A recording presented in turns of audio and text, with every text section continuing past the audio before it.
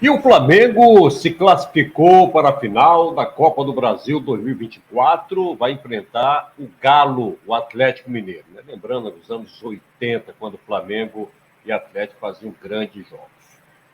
Empatou com o Corinthians, 0-0, lá na Neoquímica Arena, em São Paulo.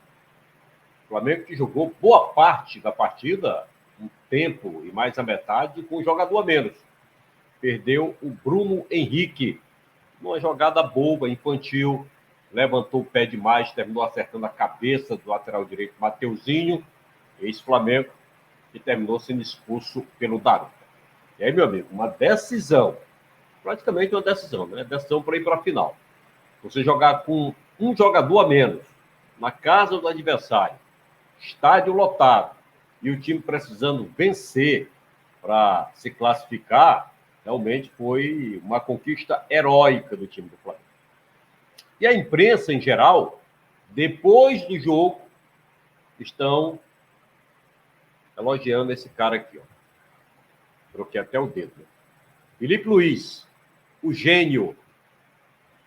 É que na expulsão do Bruno Henrique, quando todo mundo pensava que ele não iria nem mexer no time, né?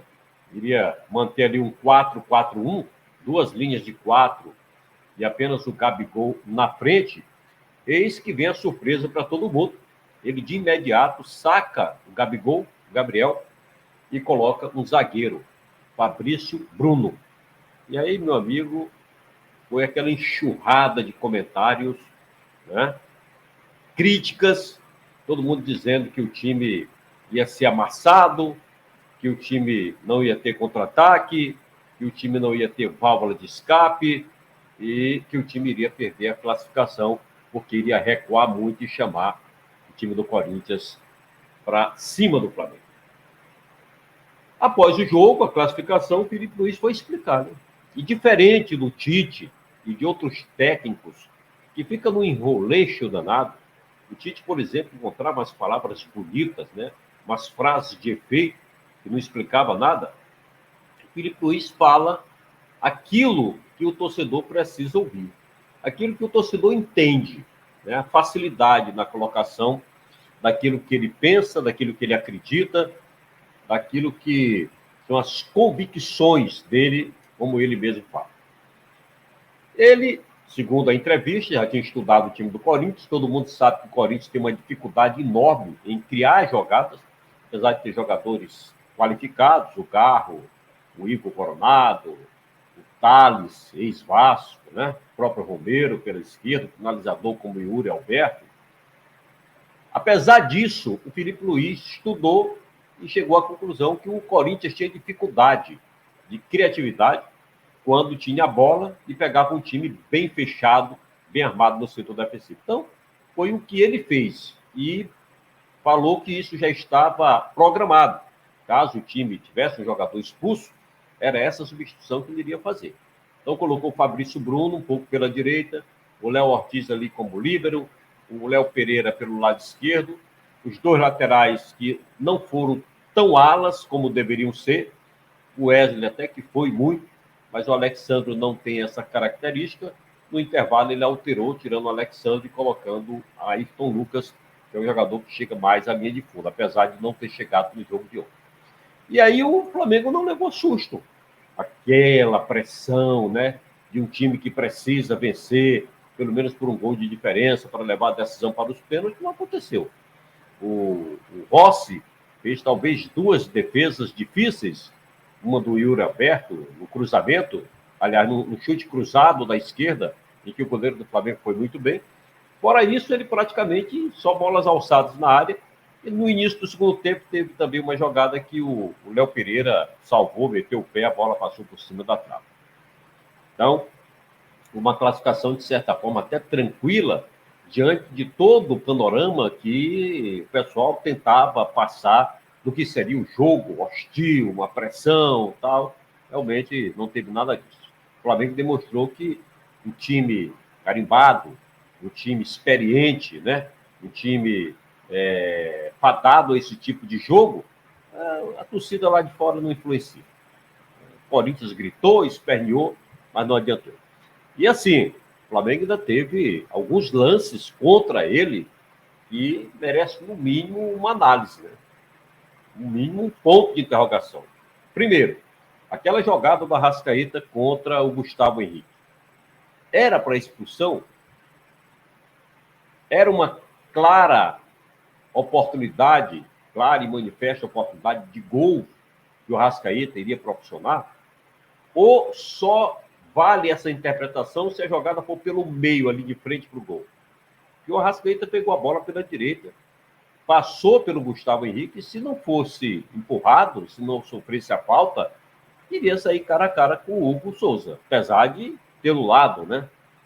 Mas é uma oportunidade clara e cristalina de gol. Mas o árbitro preferiu dar apenas cartão amarelo para o defensor do Corinthians. Já tiveram outros lances de outros jogos parecidos que foi vermelho. Me lembro, inclusive nas redes sociais, roda um aí, Botafogo e Palmeiras do ano passado, do Adrielson. Quem não lembra? Uma jogada pela esquerda do Palmeiras. E, inclusive, o texto reclamou muito dessa expulsão do Adrielson. Aquele jogo parece que foi 4-3 para o Palmeiras, e ali o Botafogo começou a perder o título. Igual, parecida de ontem do Gustavo Henrique. Só foi cartão amarelo para o defensor do Corinthians. O pênalti, ou a bola na mão do Garro, não foi nem revisado pelo VAR. Teve um jogo Flamengo e Atlético Paranaense, não me lembro se foi no ano passado, jogada idêntica com o Davi Luiz. O cara chutou, a bola bateu no braço do Davi Luiz, e era o próprio Daronco que estava apitando. O VAR foi lá, mostrou pênalti contra o Flamengo. Então, assim, amarelou, o Daronco amarelou nessas duas jogadas. Uma falta do Pedro Henrique por trás do Wesley, claramente foi na perna do defensor do Flamengo. Ah, porque foi na perna. Se fosse na cabeça, era vermelho. Né? Mas você percebe pelo lance que em nenhum momento ele visou a bola.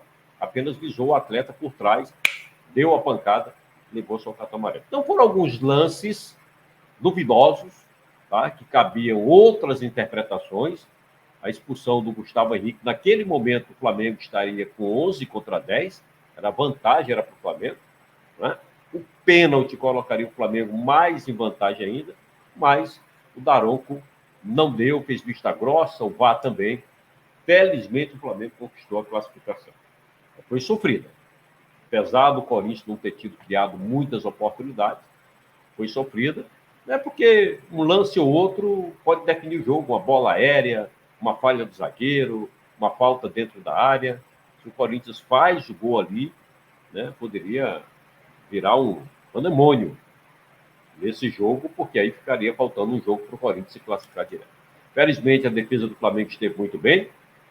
Felipe Luiz aqui foi muito feliz nas suas substituições.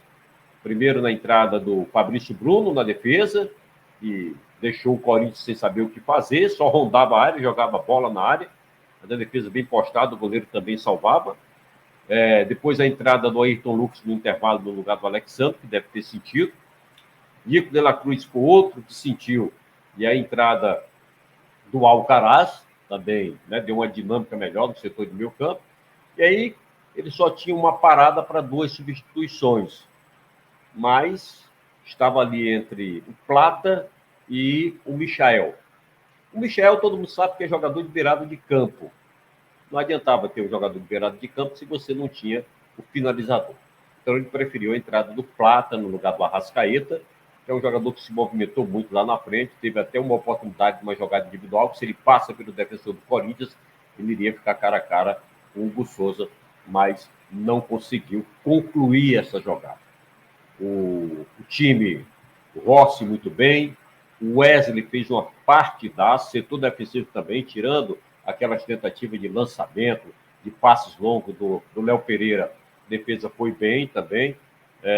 O Ayrton Lucas não foi tão bem, principalmente na característica que é apoiar dele, mas não comprometeu. O Eric Pulgar, talvez não, juntamente com o Gerson e o Wesley foram os melhores jogadores da partida. Né? O Eric Pulgar acertou quase tudo, perfeito ali na cabeça de área. O Nico de la Cruz parece que está jogando ali meia bomba, não está 100%, a gente percebe. Né? Foi por sacrifício no jogo. tem que dar uma segurada aí no Nico, né, para deixar ele voltar só quando estiver 100%. O Arrascaeta foi sacrificado, praticamente jogou como 9 lá na frente, com a saída do Gabriel, o Gabigol, que não dá para analisar. O Bruno Henrique vinha sendo até o melhor jogador do Flamengo, até na expulsão, e o Gerson, esse, né, escondeu a bola. Foi o grande jogador do Flamengo, e segundo informações, amanheceu febril, né, com muita dificuldade, mas tomou medicamento e foi para o jogo. E realmente demonstrou essa versão Gerson 2024, que está aí na seleção brasileira e está contribuindo muito com o time do Flamengo. Agora, não pode deixar passar em branco essa expulsão do Bruno Henrique. O Bruno Henrique é um jogador experiente, jogador cascudo. E já é a segunda vez que ele cria essa situação de deixar o Flamengo com um jogador a menos. Então, precisa ter um pouco mais de cuidado, principalmente nesses jogos decisivos. Vai desfalcar o Flamengo na primeira partida da final, contra o Atlético Mineiro, as datas dia 3 e dia 10. Quinta-feira agora tem um sorteio lá na CBF para saber quem faz o primeiro jogo em casa, né? Vai ser outra decisão bem crespada com esse Atlético Mineiro. Não é a melhor versão do Atlético Mineiro, né? Tem muitas dúvidas ali em relação ao Atlético Mineiro, que está disputando também a semifinal da Libertadores da América, inclusive joga neste meio de semana. Isso pode ser vantajoso para o time do Flamengo, que vai ter essa semana toda aí cheia para que o Filipe Luís possa preparar o time não só para essa decisão, mas principalmente por 2 jogos que acontecem antes dessa decisão da Copa do Brasil, que é contra o Juventude no sábado, Maracanã, e contra o Internacional, jogo atrasado, dia 30, lá no Beira-Rio.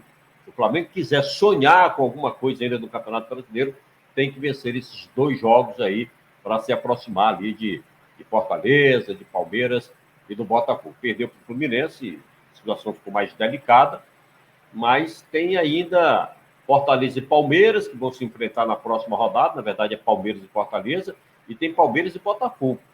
Então, alguém vai perder pontos aí. De repente, o título vai terminar caindo no colo do Palmeiras novamente, até porque o Botafogo também tem Libertadores da América, joga contra o Peñarol. Mas o Flamengo tem essa semana aí para recuperar jogadores e principalmente para que o Filipe Luís possa treinar o time, primeiro para esses 2 jogos do Brasileiro e depois para a final contra o Galo. Mas está de parabéns.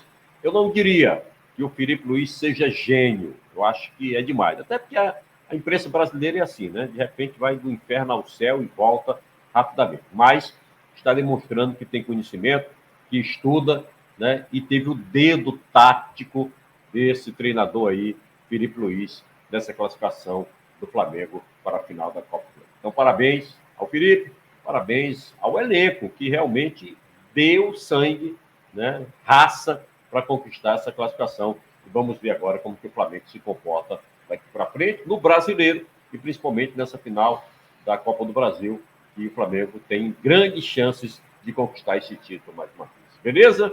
Finalzinho do programa, mais uma vez, eu faço aquele pedido especial para você dar joinha, compartilhe o vídeo, se inscreve no canal, segue a gente também nas redes sociais, no Instagram, no X, né, que é o antigo Twitter, no Twitter. A gente está lá também com esse vídeo rodando aí para você. Se você quiser ajudar no canal, né, manter o canal aí no ar, você pode estar doando qualquer valor que está aparecendo aí na sua tela.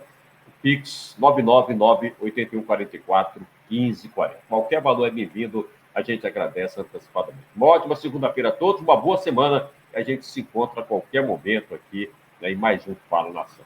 Tchau, tchau.